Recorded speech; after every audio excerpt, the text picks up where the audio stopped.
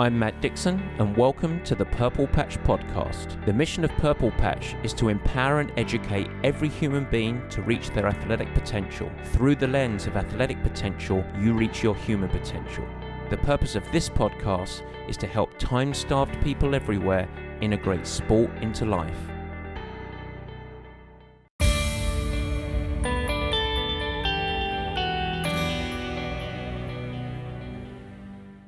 And welcome to the Purple Patch Podcast. As ever, your host, Matt Dixon.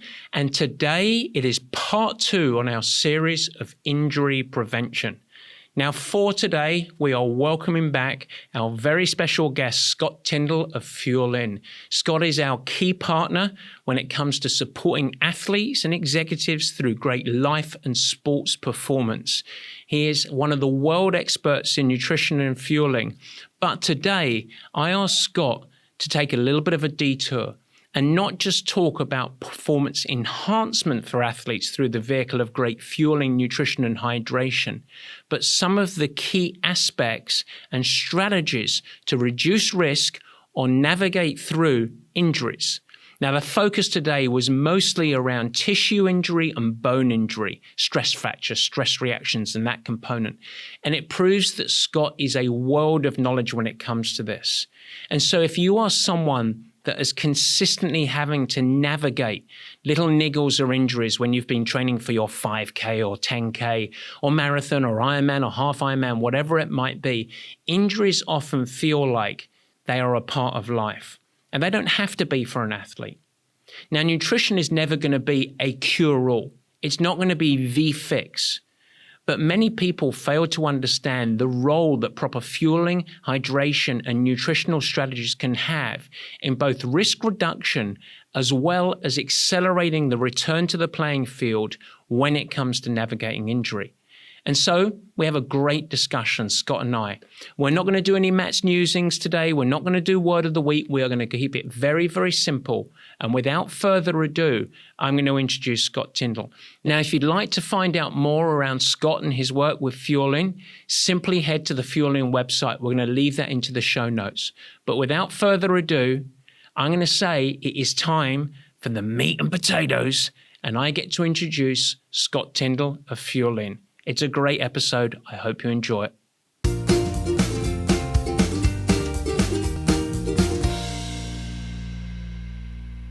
Yes, guys, welcome to the meat and potatoes. And once again, we are on part 2 of our series of injury prevention and management. And today, the focus of the conversation is a deep dive into the connection between the role of nutrition when it comes to injury. And we welcome back to the show once again, Scott Tindal. Scott, welcome back, the man from FuelIn. Thanks, Matty. Thanks for having me. I'm looking forward to this one. It takes me back to my physiotherapy days and talking about injuries. It does indeed. And, you are dangerously close to becoming a regular. We almost need to give you a regular spot on the show. So I think you are now the most welcomed guest on the Purple Patch podcast ever. Oh, thank you very much. Careful what you wish for. I know. I'm not sure if it's something to be proud of or to hide off your resume, but we want to go into 3 things today, if possible, and keep it really as tight and as applied for the audience as we possibly can. The first thing is we're going to try and give an overarching set of principles around nutrition as it relates to injury, something that's really not sort of discussed too much. Most people are so driven on performance, but many people forget the role of nutrition in both in prevention and treatment.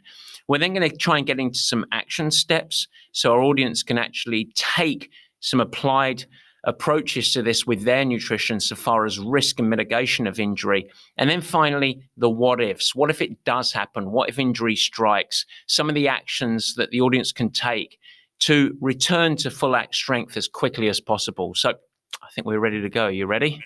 Yeah, let's do it. Good stuff. Well, my main aim here is to have a coach's conversation in many ways. So I have deliberately set this up to not be overly structured, not just be a series of bullet point questions. So hopefully that will sort of draw out of you and maybe a little bit of contribution from me, some really deep dive education. So let's start with the real basics. At a high level, can you explain really the role that nutrition has in tissue health?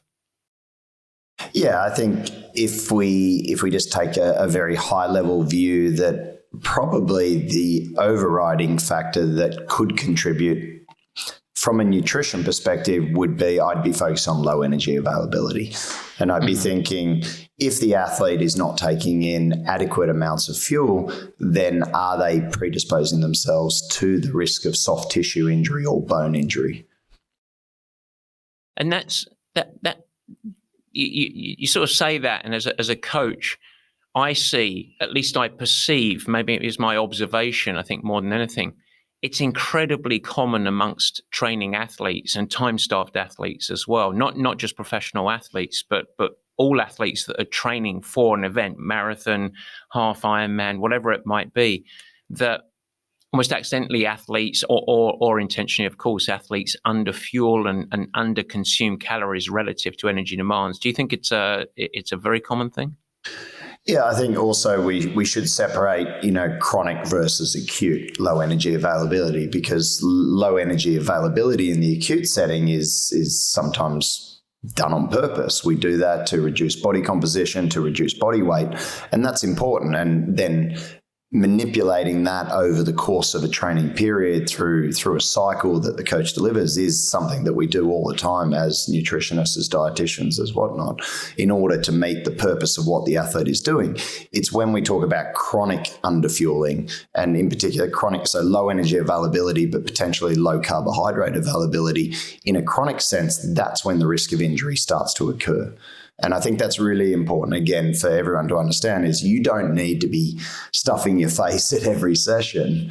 If your goal is to improve body composition, improve health markers for a short period of time and under control and under guidance, that's certainly a very, meaningful tactic. However, what I think tends to happen is athletes see the results of taking in limited amounts of fuel.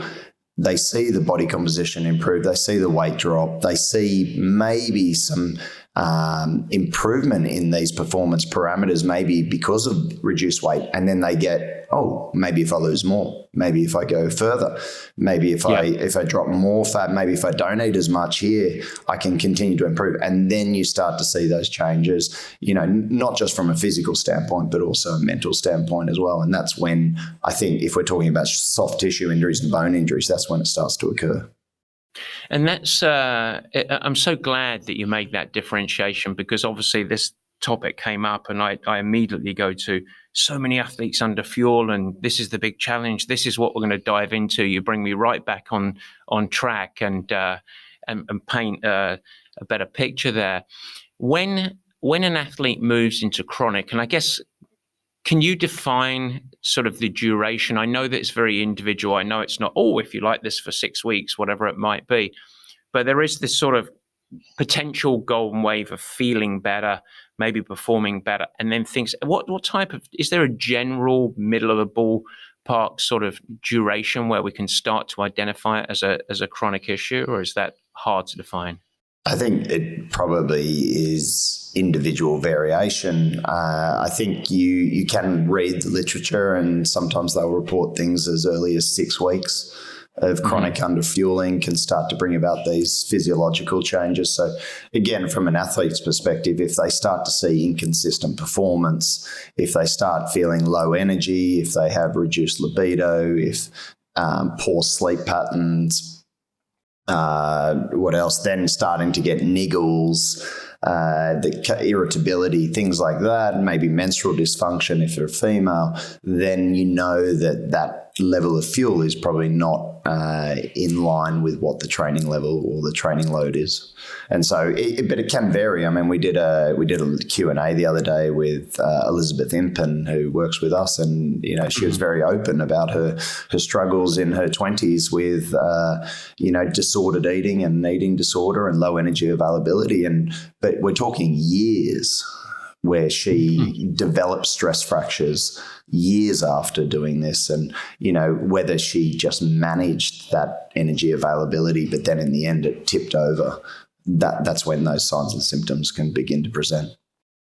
And when it here we go, here's me going down a rabbit hole here, but when it does tip over, And I am personally really interested in this because as an athlete, I always say I am a prime example of how to do a professional triathlon career really poorly. And my biggest, in retrospect, my biggest challenges were massive work ethic, so overtraining in the classic sense, like I was just doing too much work, particularly too much high intensity at big volume, under recovery, obviously the other side of the balance there, and certainly under fueling.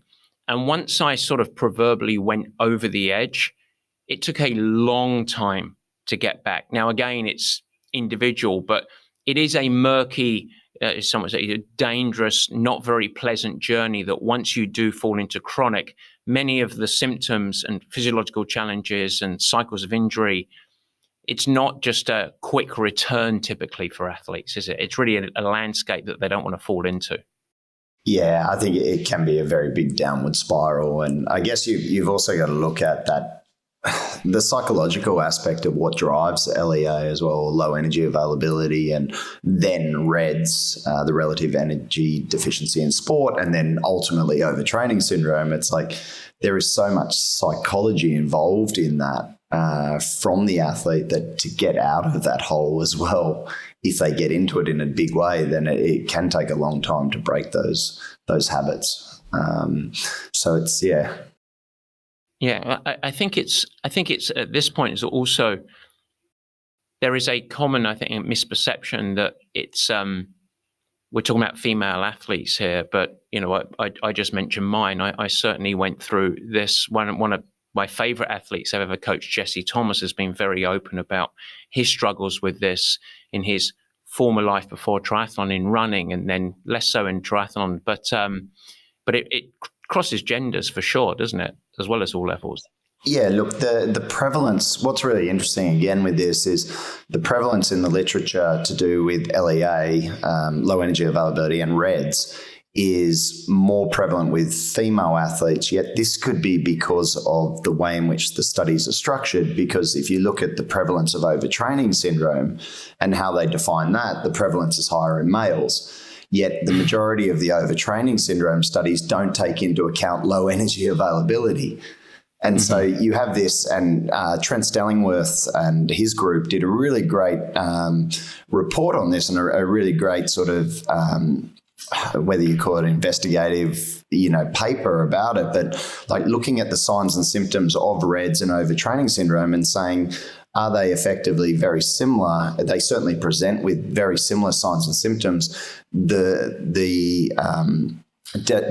definition of overtraining syndrome is done through a series of exclusions, but there is no definitive set of markers or set of definitions that will define how to classify an athlete in either of those syndromes in terms of that REDS and the overtraining. So I think what you've got is you've probably got a bunch of athletes that are actually suffering from low energy availability and then being pushed into overtraining syndrome. And that's what they're talking about in that paper. And I think it makes complete sense is if you don't look at that overarching factor, which is chronic low energy availability, then you're probably missing a vast majority of individuals, and I think lumped into that is males. And if you're looking at males and you're wondering, like probably one of the biggest take-home factors is morning erections for males. If they don't have, I think it's four mornings a week, then you potentially, you should be sort of going, okay, do I have an issue here? Is my fueling appropriate?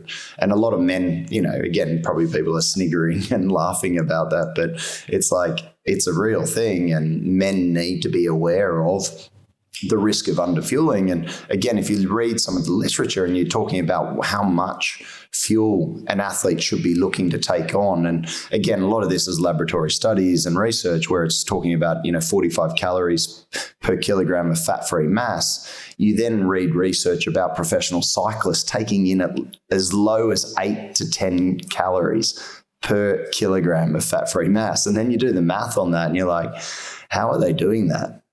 And then you wonder why they're developing all these issues. And those issues then stem into, your endocrine system, bone, respiratory, and libido, and then mood, psychology states. There's all these signs and symptoms that these athletes are presenting with, and not just female athletes. So it is something to be very, cognizant about. But again, bringing it back to what we're talking about is it's chronic low energy availability.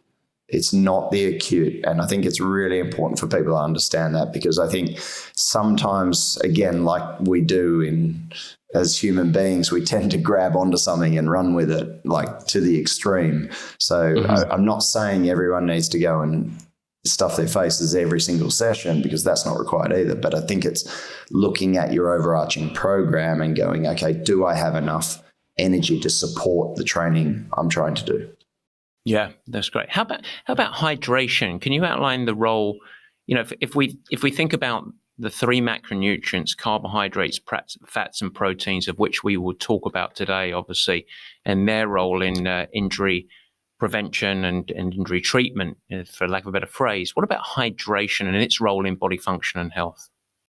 Yeah, I mean, again, hydration, I don't think there's any definitive studies to say if you are dehydrated that you're going to become more at risk of soft tissue injury. However, I think when you think of the constitution of muscle and it being around 70% fluid or water, it sort of makes sense that if you are dehydrated, then you potentially could run the risk of becoming more susceptible to soft tissue injuries. But again, I don't think, off the top of my head, I can't recall any definitive research related to that. But I think it's sort of, from a tissue compliance standpoint, I think it makes sense to certainly be hydrated. And I think if you look at, again, some of the literature will talk about this 2% marker in terms of physiological changes. So, whether it be muscular contractions, power output and whatnot, I think that could stem then into soft tissue injuries. So you certainly, and that's something we talk about at FuelIn a lot, is, understanding your hydration status and then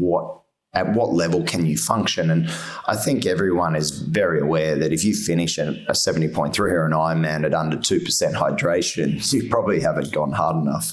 Because I think majority of those athletes who are finishing are probably well over 2% dehydration and performing very, very well. So again, and excuse the pun, a pinch of salt when we're talking about like 2% as the definitive marker to keep yourself within. I think you can go well beyond 2% dehydration and still function very, very well.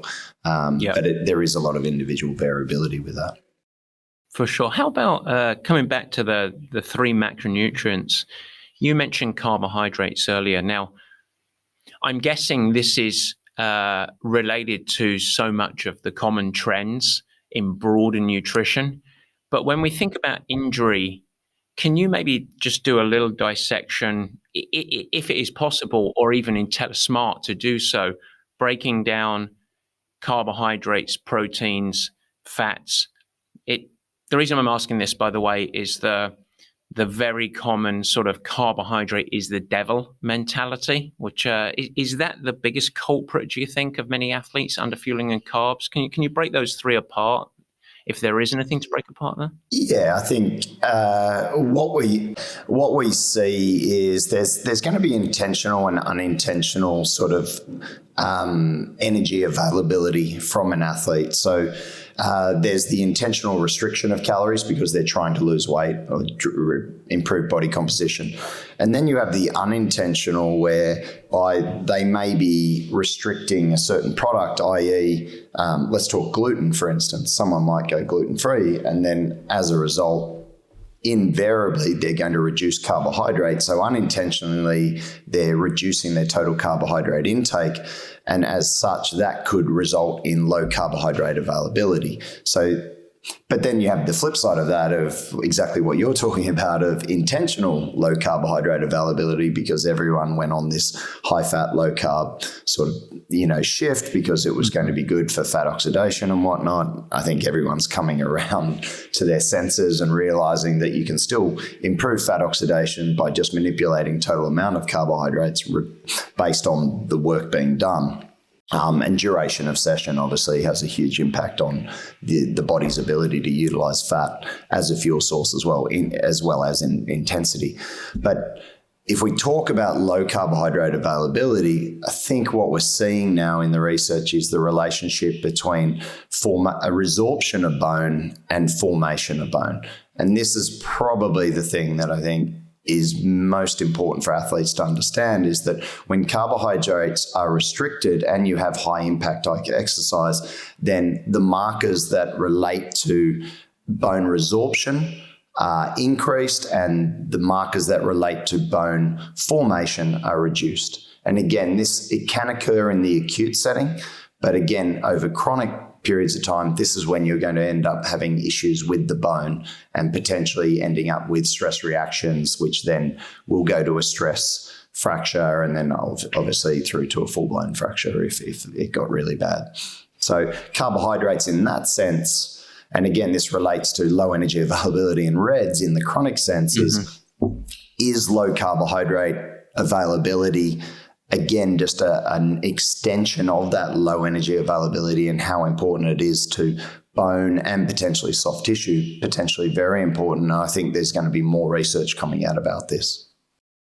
Well, I can't help but dance into something. I don't want to distract us too much or take us down a different journey, but there are a lot of performance experts, a lot of longevity doctors promoting intermittent fasting, removal of carbohydrates or high sort of restriction of carbohydrates globally, and leaning into various forms of research or observational studies or case studies and testimonials of people having great improvements in body composition, enhanced energy, better function throughout the day. Now, they are dealing less with athletes, more with general population. I think that's important to point out.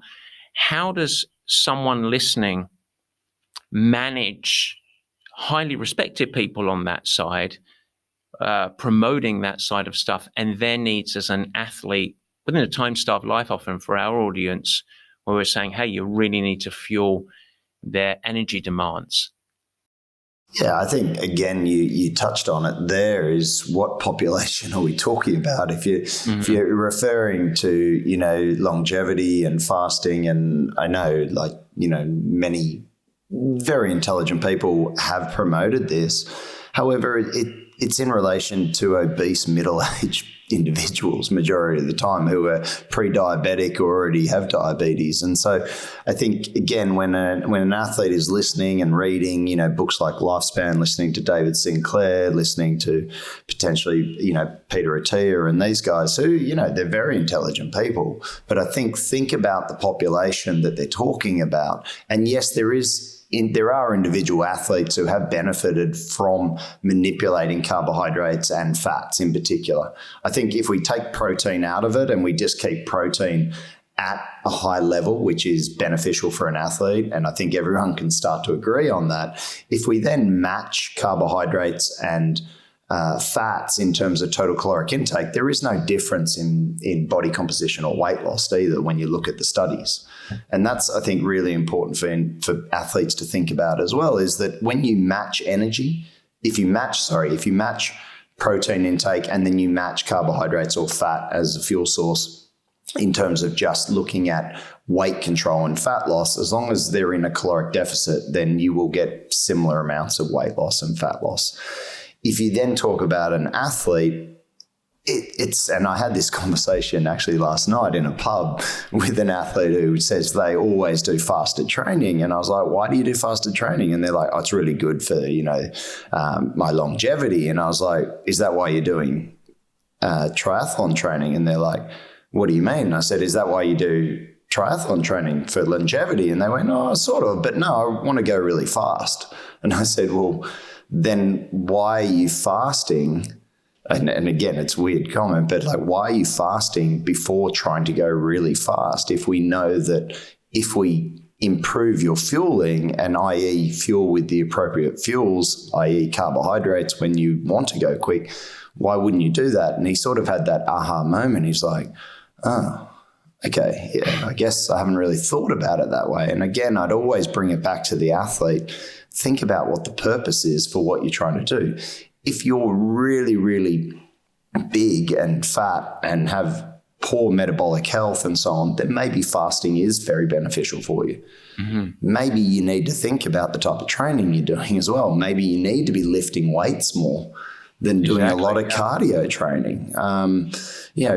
Again, and I know we're talking about triathlon, but is triathlon the best thing for that individual athlete at that point in time? Maybe not. Maybe they need to have an extended off season of a lot of weights training, high intensity interval training, short but every day doing something to maximize caloric expenditure whilst managing caloric intake. And then you'll probably see really good results, including some fasting within there, and you'll see improvements in blood glucose control and that. But if you're not in that category and you just want to drop a bit of weight and you're actually trying to perform really well in a 70.3 or an Ironman, then, I would think about your fasting. But we're probably a little bit off topic in terms of injuries. We are, but I think it's important to go down there as we're going down there. So let's bring it back to your point, because we want to talk about injury risk. And what I want to do now is get really applied, really basic of the do not miss or maybe the most common pitfalls. And maybe the way I'm going to ask this question is suggest a couple of components to get you going so that you can sort of appreciate the lens that I took with this question. The most common nutrition mistakes that you see working with the broad range of athletes that you do that end up promoting injury risk. Now, I know there's not a great scientific correlation direct. I'm not looking for that. But in the broad lens, a great example to start might be skipping breakfast or highly restricting carbohydrates, just because we talked about that, like some form of macro elimination. Are there some things that we can say to the audience right now, no matter what your approach is, these are things that are going to help ensure that you can do the best job you can, knowing you can sabotage it in other ways, tissue and bone health, and therefore maybe reduce your exposure to injury without making big, bold claims, of course? Yeah, I mean, are you talking about like the non-negotiable habits that you want to try and get into or to reduce injury risk, or are you talking about like the most common general mistakes that people will make? I think a bit of both. Maybe start with the most common mistakes, and then we're going to go into non-negotiable habits. How's that? Okay. Well, I think let's take it back and just very quickly revisit what we talked about, that intentional underfueling. And I think that's the most common mistakes is people either intentionally they'll increase their exercise demand, their exercise energy expenditure, and they'll take in the same amount of calories. And so inadvertently, they result in a net deficit. Now, that could be unintentional or perhaps intentional. So they don't realize that their energy volume, their exercise volume is going up, but they're eating the same amount. So that puts them in a deficit. So that potentially is somewhere where they're making that mistake. They're not matching their volume and their intensity to actually their intake. And again, and Trent Stellingworth's group talks about this, is that humans aren't very good at matching exercise load with energy intake. It's quite odd. And maybe there's a bit of positive reinforcement there, is because as exercise intensity and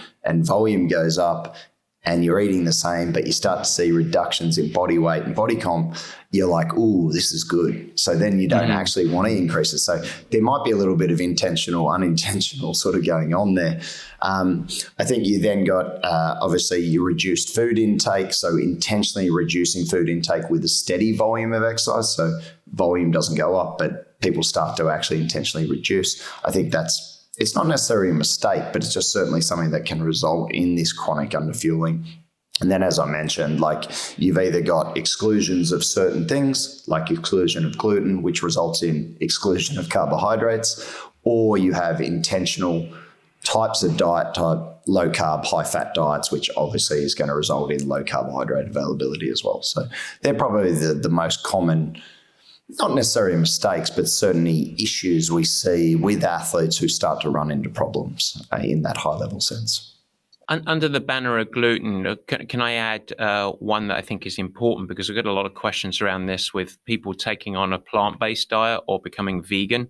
So it's very popular that probably lends itself to that unintentional side where they are doing it for whatever reason it might be, ethical, environment, health, etc.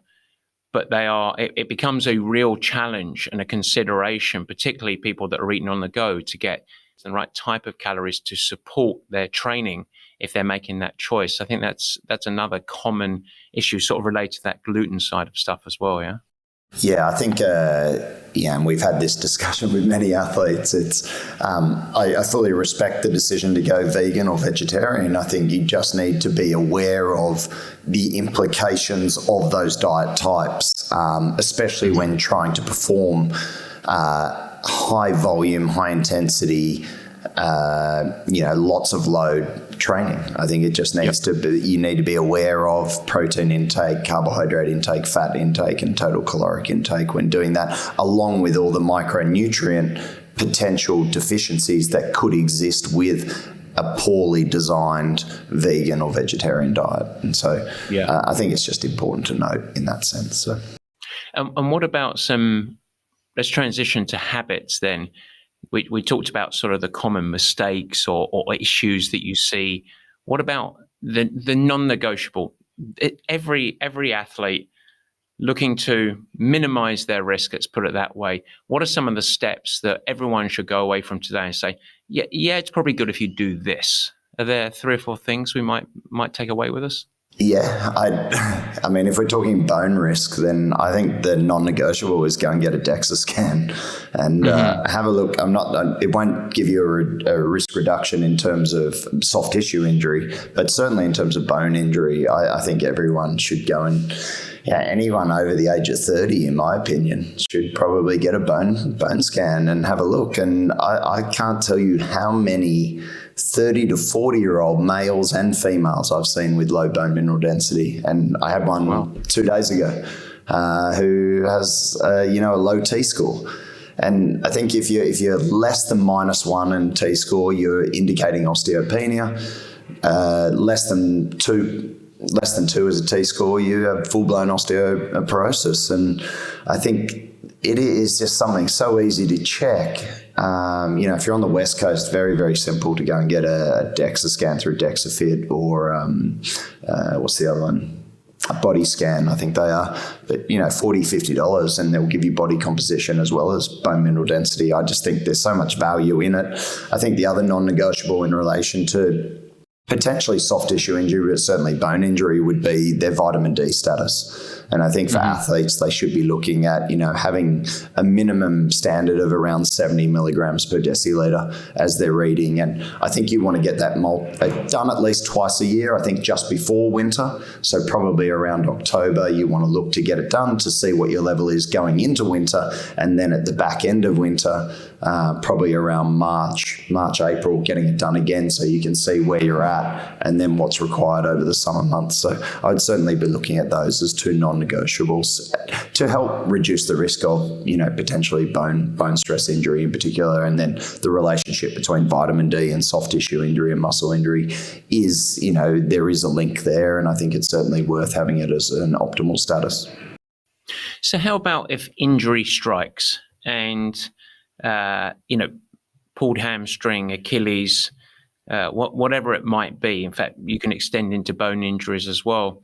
Are there any actions that an athlete should take around nutrition? What are some of the actionable actions that people should take?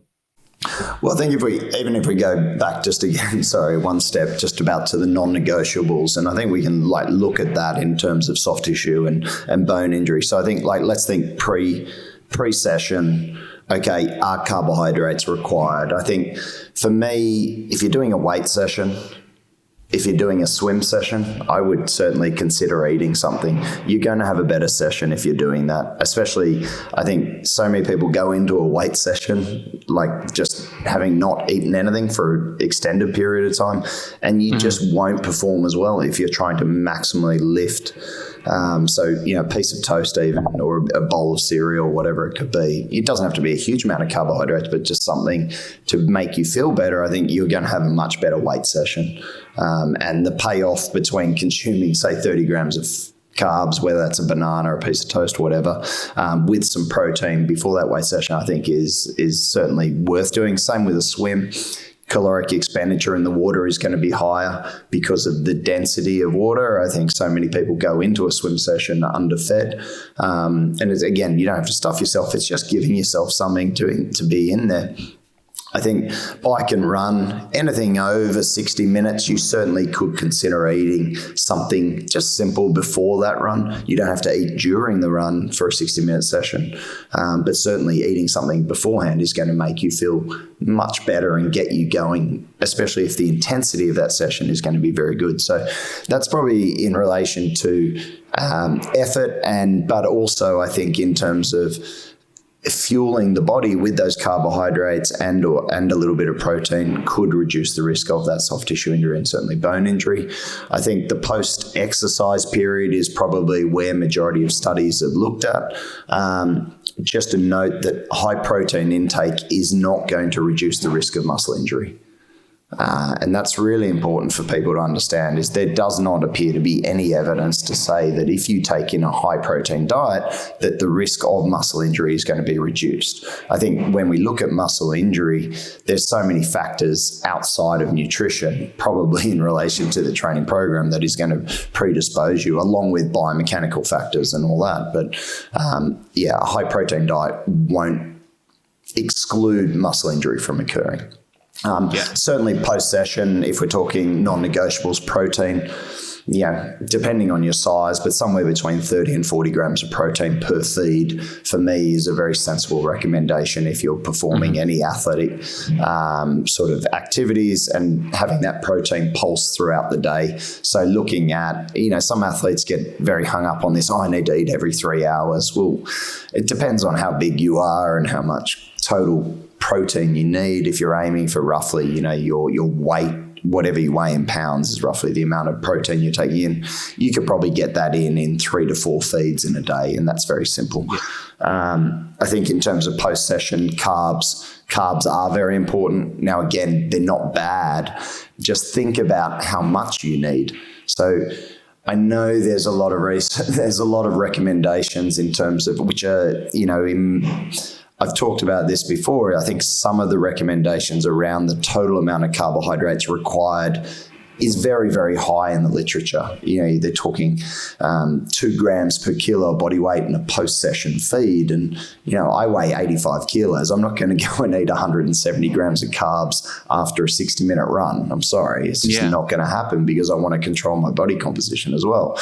And my total weight, I'll turn into a blimp if I do that. But exactly. Certainly thinking of the intensity, taking in maybe 30 grams of carbohydrates in that post-session feed, depending on the intensity, depending on what other sessions you've got moving forward. But certainly as a minimum, probably taking in around that 30 grams of carbs at least, and getting something into the system would make sense. But, you can go as low as,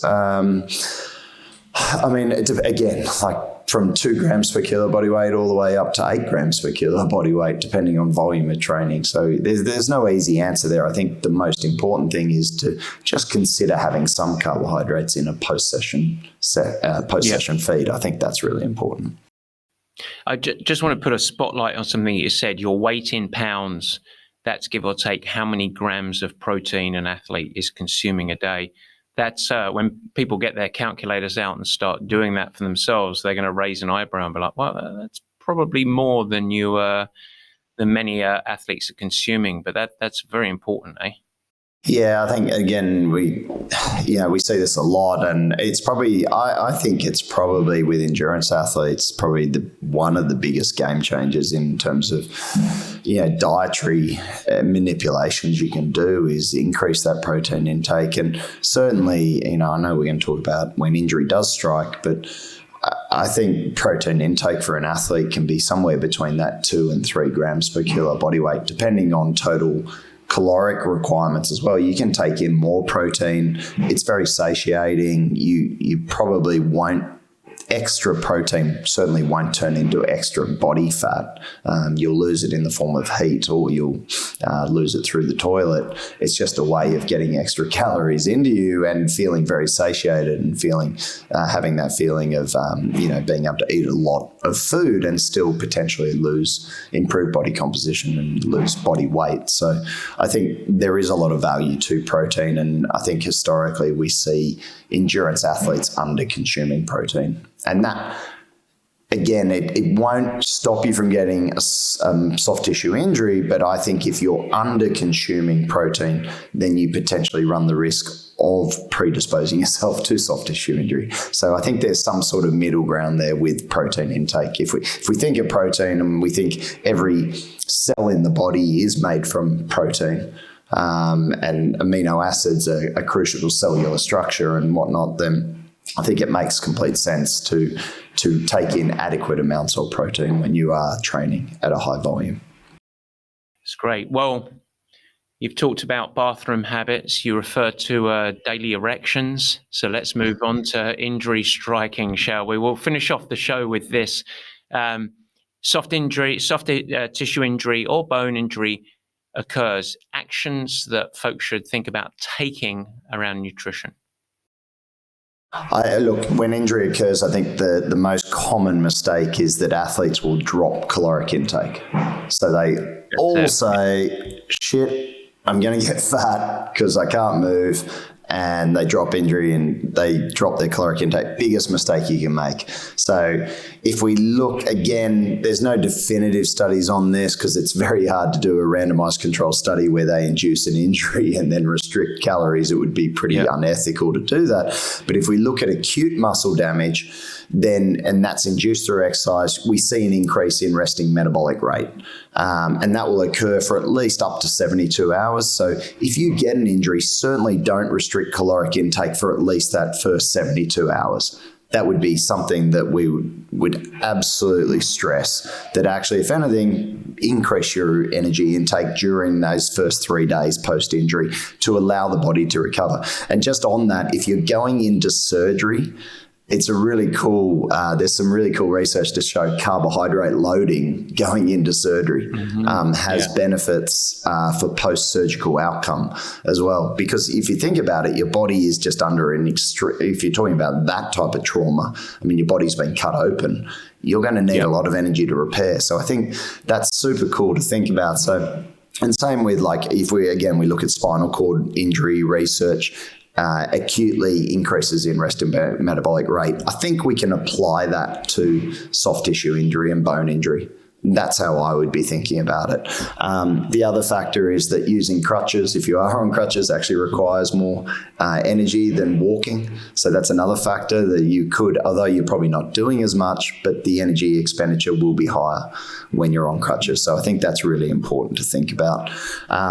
The other factor to consider is that none of the research has sort of isolated a particular macronutrient to be better than the other. And I think that, again, makes sense, is think about food, the combination of, protein, carbohydrates, fats, and then the micronutrients and what's going to actually be beneficial. So again, if we're talking a bone or a soft tissue injury, you're thinking protein and carbs are absolutely crucial.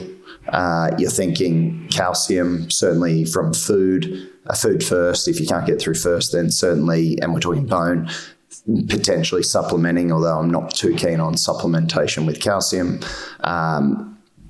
And then vitamin D, obviously, you're going to be supplementing with that, again, because you can't really get your vitamin D from food. So don't isolate a particular macro or micronutrient. Think about them in combination and throw everything at it. It would be a better approach without going mad. I think are you happy for me to keep going? Yeah, no, I think it's good. I've heard you say something before, feed the injury. And that's a good, I think that's a really nice way, something catchy for people to hang on to and remember. Yeah, and feed the injury, but don't feed the injury indefinitely. Because again, if we go back to what we talked about at the start in terms of chronic versus acute low energy availability, at some point in that injury recovery, you're going to have to be mindful of total caloric intake, because energy expenditure at some point is going to be lower, and so you need to factor that in. I think, thinking food first should always be the first line of thought, but not always food only. So, sources of protein, we're thinking if you can eat everything, obviously chicken, beef, fish, plant-based sources. If you're a plant-based athlete, plant-based sources. Leucine may be really important. So leucine is one of the key amino acids. Thinking about it's certainly getting multiple sources and a decent amount of leucine in your diet in that injury. Somewhere between 2 and 3 grams per kilo body weight would be the recommendation for protein at that point in time. I think carbohydrates in that early stage, an absolute minimum of 3 grams per kilo body weight, which would still feed the injury, but allow you probably to manage total caloric intake. And remember that carbohydrates come from vegetables and from fruits.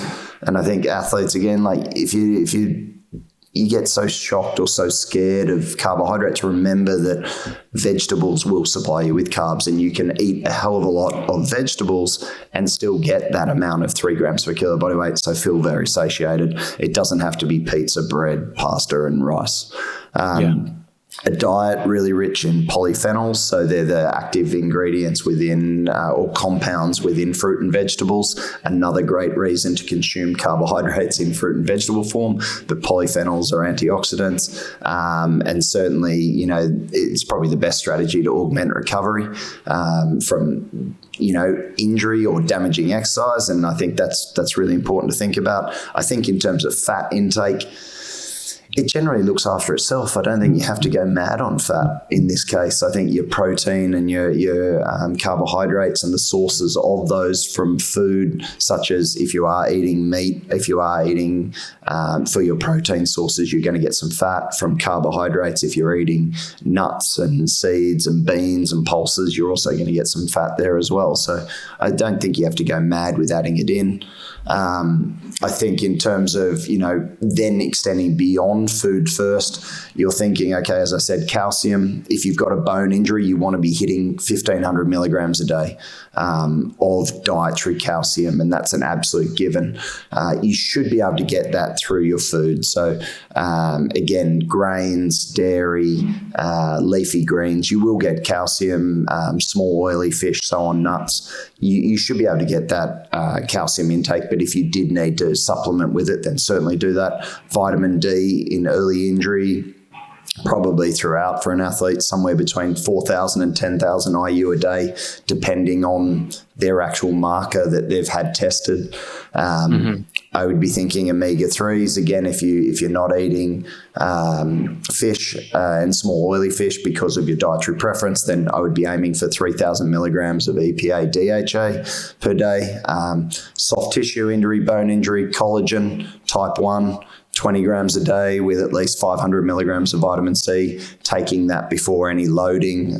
Even if you're not loading the injury at that point in time, I'd certainly consider doing that.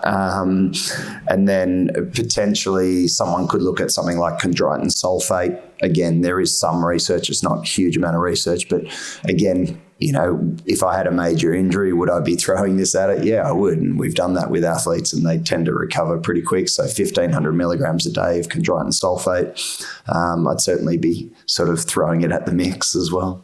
It's not indefinite. You're taking this for a shorter period of time. But certainly in that acute healing phase, I think you're trying to maximize, the body's ability to heal. And I think that's really important as well. And as I said, we're not going to have a heap of randomized controlled studies on this, because the ability to induce an injury and then either restrict or provide those participants with the appropriate care would be sort of unethical. So I think you look at what works in practice, and then you take it from there. Well, that last 5 minutes, I think folks are going to need their pens and papers, but it was a blizzard of goodness there. So I really appreciate it, and I think it's a great way to wrap it up. So, Scotty, I know that we're planning some regular features with you. We're going to have whether it's the FuelIn corner or whatever we might be calling it. But as we emerge through the podcast, I think you always bring so much gold to the show that that we're going to have a regular spot for you, which thank you for volunteering that. But for everyone out there, if you need more information, obviously through the show notes, you can reach out to Scott and the team at FuelIn. Pretty simple stuff. You can actually find it at the Purple Patch Fitness page. Just head to purplepatchfitness.com, head up to services, you go to nutrition, and Scott and the FuelIn team are right there if you want an individual consultation or broader program. But I think all that's left for me to do, Scott, is to say thank you very much. Thanks for being such a great resource, a great educator for people listening to the show and watching the show now, and also so much care and support that you give to the Purple Patch athletes. I know that everyone on the team are so thankful for your internal education and, of course, services that you provide those guys. So thanks so much for being on the show.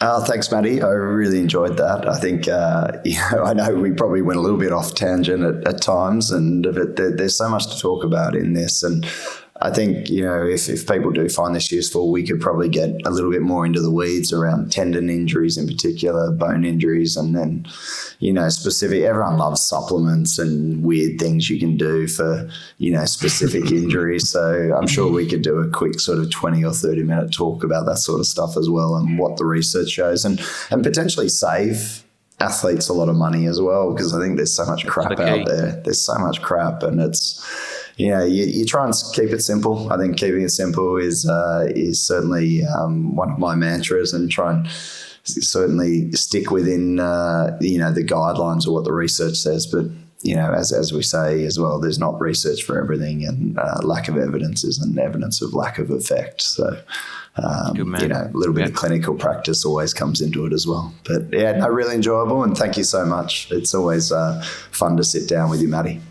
All right. Take care. We'll see you next time. Thanks, mate. Guys, thanks so much for joining, and thank you for listening. I hope that you enjoyed the new format. You can never miss an episode by simply subscribing. Head to the Purple Patch channel of YouTube, and you will find it there, and you could subscribe. Of course, I'd like to ask you, if you will subscribe, also share it with your friends, and it's really helpful if you leave a nice positive review in the comments. Now, any questions that you have, let me know. Feel free to add a comment, and I will try my best to respond and support you on your performance journey. And in fact, as we commence this video podcast experience, if you have any feedback at all, as mentioned earlier in the show, we would love your help in helping us to improve. Simply email us at info@purplepatchfitness.com, or leave it in the comments of the show at the Purple Patch page, and we will get you dialed in. We'd love constructive feedback. We are in a growth mindset, as we like to call it. And so feel free to share with your friends. But as I said, let's build this together. Let's make it something special. It's really fun. We're really trying hard to make it a special experience, and we want to welcome you into the Purple Patch community. With that, I hope you have a great week. Stay healthy, have fun, keep smiling, doing whatever you do. Take care.